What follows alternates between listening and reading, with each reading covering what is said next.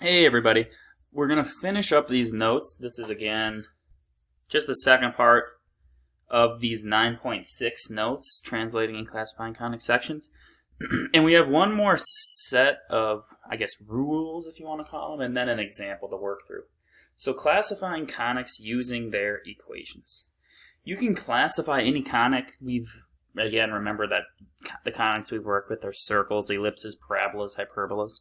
You can classify them if you can get them into this form, or if it's already given to you. Most of the time, the examples you work through will be given to you. And then using the discriminant to identify the type of conic, and it's going to have certain rules. So, if we have a discriminant, which is given by doing b squared minus 4ac, that should sound familiar. And the reason that should look familiar is because it's in the quadratic equation. So, if you have this general second degree equation in x and y, ax squared plus bxy plus cy squared plus dx plus ey plus f equals 0, basically you have x squared, some coefficient in front of these variables, x squared plus xy plus y squared plus x plus y plus some constant f equals 0. You can find the discriminant and then classify the conics. So, let's say we have, b squared minus 4ac, and I should use capital letters, where all of these variables just represent the coefficients in front of those things. Okay, well, if b equals 0 and a equals c, then it is a circle. So if b is 0 and a equals c, it's a circle. Okay, if b squared minus 4ac, if that value, I should have this as less than 0 up here. I didn't include that. So b squared minus 4ac, if that's less than 0, b is equal to 0 and a equals c, then it's a circle. If b squared minus 4ac is again less than 0, and either b is not equal to 0 or a is not equal to c, then we're going to have an ellipse. Okay, and let me move this a little bit.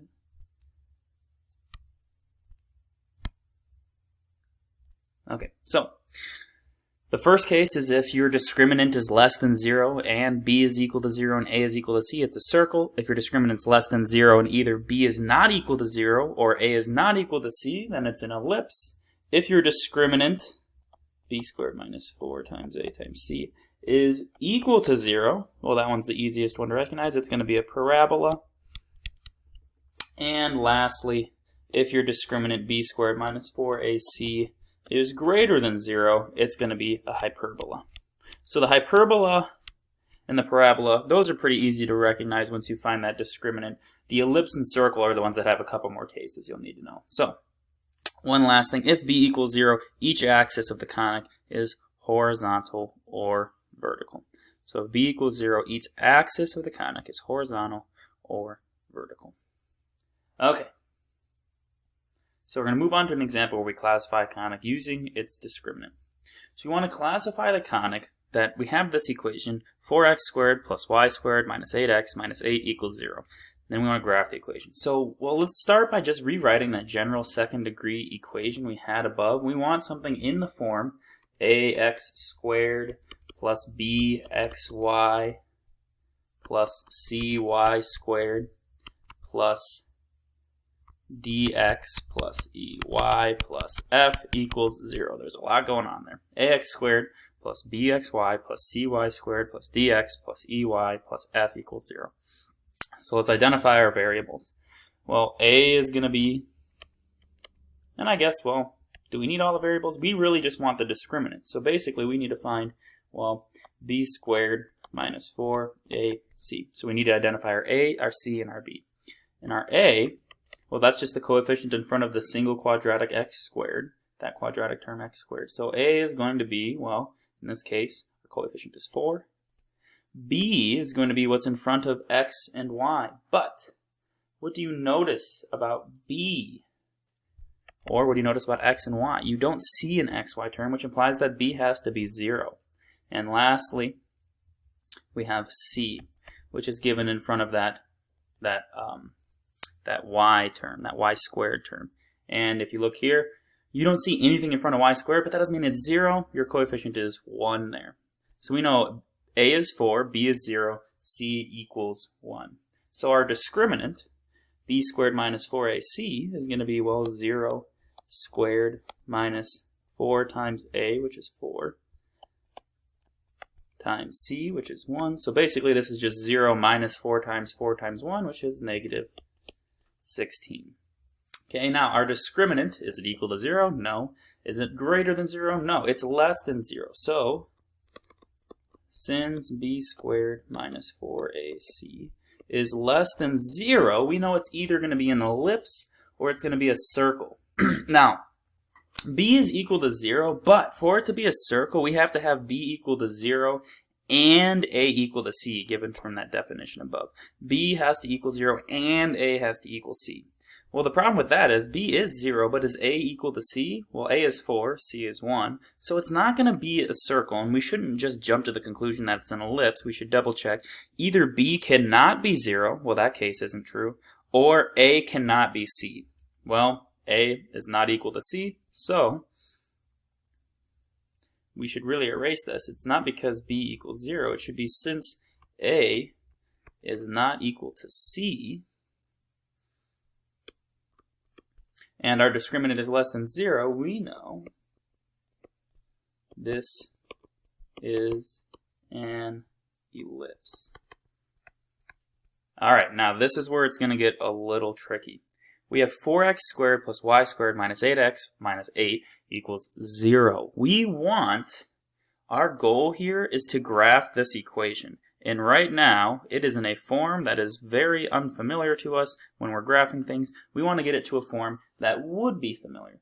So what we have to do is we are going to do something called completing the square, which we have done before. We know we want this in the form where we have, well, x minus k squared plus, x minus h squared plus y minus k squared equals, well, some value that we want to be 1. Here's what we have to do. We're starting with 4x squared plus y squared minus 8x minus 8. We're starting with 4x squared plus y squared minus 8x minus 8 equals 0. We want this eventually to be 1 on the right side, so let's just move our constant to the other side. And then we're going to group our terms together, or I guess our x terms. So we have 4x squared minus 8x plus y squared equals, we add this 8 over, it's going to be positive 8. Now, here's the reason we have to complete the square. We want this to look like the square of a binomial. Right now, the problem with that is if we just had 4x squared and y squared, we'd be fine.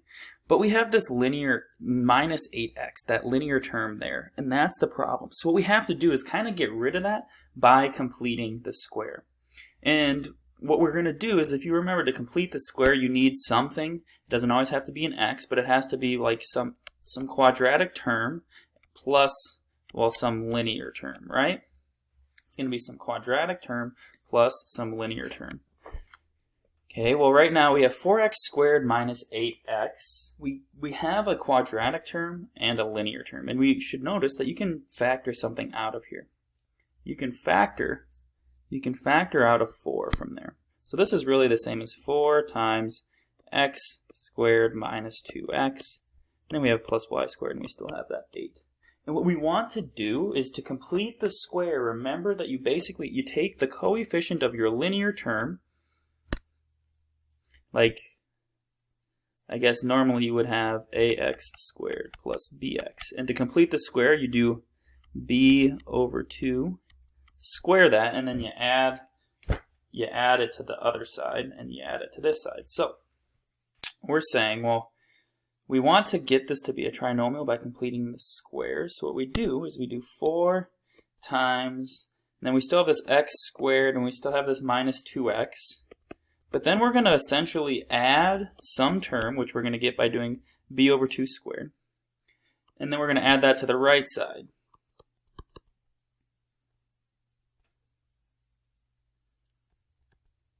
Okay.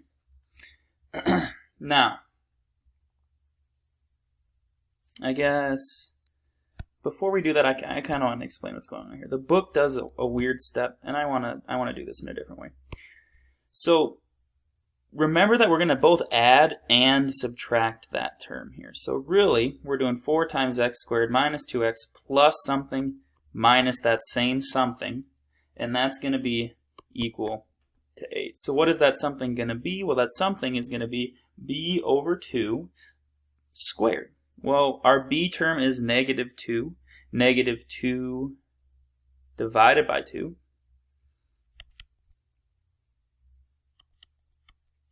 Squared is just going to be, well, negative 2 divided by 2 is negative 1. Negative 1 squared is 1. So this thing that we're both adding and subtracting in here is going to be 1 and then, well, minus 1. So this becomes 4 times x squared minus 2x plus 1 minus 1 equals, and then I forgot this y squared. We need this y squared yet. Plus y squared equals 8 plus y squared equals 8. And what we're going to do here is technically, we are going to move this minus 1 to the other side. So we're taking 4 times all of these things. This is really, if you wanted to, I'm going to write it, but then I'm going to erase it soon. This is the same as 4x squared minus 8x plus 4 minus 4, and then all this other junk. Plus y squared equals 8. So we're basically going to move this minus 4 to the other side anyways in the end, and then factor out these terms. So, and you know what, actually, I am going to leave that there. If you want to do this, you can, or you can kind of just skip this step and get right to here. We're going to add this 4 over, so it's going to be 8 plus 4, so we're going to have 12 equals y squared, and then we have 4x squared minus 8x plus 4, and we're just going to leave that factored out, which would be, well, once again, 4 times this stuff up here. 4 times x squared minus 2x plus 1, then plus y squared. So if you want to skip this step right here and just, I guess technically this step here as well, you can just move that 4 times negative 1 to the other side. So it would be 8 plus 4 times negative 1. I kind of prefer to do it inside here so I know what's going on when I'm completing this square. Okay, now, the whole point of completing the square was we have just created a factorable trinomial. This just becomes 4 times, well, what are the factors of positive 1 that have a sum of negative 2? And we know it's going to be x minus 1 times itself, x minus 1 squared. This is a perfect square trinomial. So we have x minus 1 squared plus y squared equals 12. And we now have something that is in this form of an ellipse. Okay, so this is going to tell us the reason we did all that work of completing the squares, and we now have it in a form we can manipulate to get to standard form. And to do that, we want this to be 1, so I still need to divide everything by 12. Okay, 4 over 12 is going to give us x minus 1 squared, and then 4 over 12 just reduces to 1 over 3, minus y squared over 12, and, whoops, I don't know where I got that minus, that should be a plus, yep, plus y squared over 12, so sloppy I can't read my own handwriting, y squared over 12 equals 1. And keeping this in mind, we know, well, where's my green here? Okay, this tells us h and k, our center,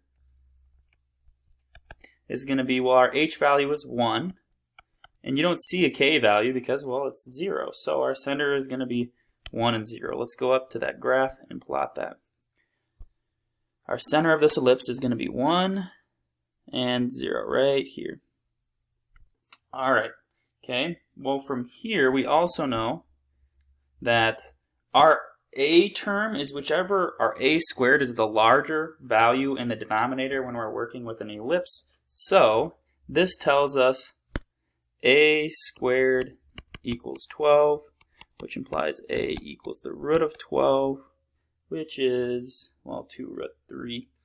And then b squared is going to be 3, which implies b is approximately, not approximately, b is exactly the square root of 3. So we have these values we can plot. Remember this a value and maybe I should have done these in different colors. This is going to be our vertices, or I guess our distance of vertices from the center. And this is going to be the distance of our co-vertices from the center. Okay. Now, it's going to probably be the easiest, and I actually need to get my calculator out here. If you just approximate these, use them as decimals, since we're going to be graphing them. So the square root of 12, we know that's somewhere between 3 and 4. And I'm going to actually find it on my calculator. The square root of 12. And you get 3.46. The square root of 3 is going to give you 1.73. Okay, now our B value is our distance of our co-vertices from our center. Our A value is the distance of our vertices from the center. Now, we have to think which one is which. And since the larger term, this 12, is under that y squared, we know it's going to be a vertical. We know this is going to be a vertical ellipse, or it's going to be kind of oriented vertically. So, our distance of vertices are going to go up and down vertically. A distance of 3.46. We'll graph that here. Our vertice is going to be about 1, 2, 3, about 3.4 this way, about 3.4 this way, 1, 2, 3, 3.4 this way. And then our co-vertices are going to be square root of 3, or about 1.73 from this. So 1.7 would be about there. And then 1.7 would be about there. We have this ellipse. Let's go ahead and label those. This vertice is going to have an x value of 0, and its distance is going to be 1 plus, I guess if we want to simplify, the square root of 12. Kind of running out of room here. The square root of 12 is going to be, well, the square root of 4 times the square root of 3, or 2 root 3. So this would be 1 plus 2 root 3. Whoops, I graphed this incorrectly, didn't I? Let's try that again. Alright, sorry about that. Our center is 1 and 0. Goodness gracious, if you were upset earlier, it's because I did that wrong. We have an x value of 1, a y value of 0. Here is our center, and now, goodness, now we're going to go a distance of 2 root 3, or about 3.46. So 1, 2, 3, about here. And I want to do this in blue. Oh, I wasn't blue. Okay. 1, 2, 3.46, about this way. 1, 2, 3.46, about this way. And then our co-vertices are going to be a distance of 1.7 from that center. 1 about here. And 1 right about here. Okay. Now that I have my center in the right spot, sorry about that. Now let's label this. So this is going to be an x value of 1, and then 0 plus 2 root 3 is just 2 root 3. Okay, this is going to be an x value of still 1, and now we're still a distance of 2 root 3 from 0, but we're in the negative direction, so our y value is going to be negative 2 root 3. Okay, now we're going to have the same y value, but our x value is increasing here, and our x value for our co-vertices increasing by square root of 3, so we're starting at 1 plus the square root of 3. Let's just write that. 1 plus square root of 3, comma 0. And really,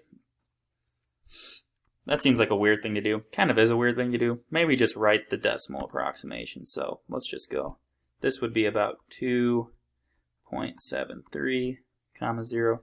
And then 1 minus the square root of 3 would give you about negative 0.73. Or, whoops, it would be negative 1 minus 1.73, yeah. Negative 0.73, comma 0 would be our point there. Okay, so really what I want you to know is how to classify using that discriminant there. Know how to classify using that discriminant there. Completing the square, you might want to brush up on that. It's a little involved. And don't let this y squared term throw you off. Whenever you have these, really where we're looking at this x squared and this negative 8x, And we were trying to get rid of that linear term so we could then factor it and just create something that we could get into standard form down here. So that was really the end goal of that. Okay, that is the end of this section of notes. Make sure you guys are ready for that quiz, and as always, stay safe out there.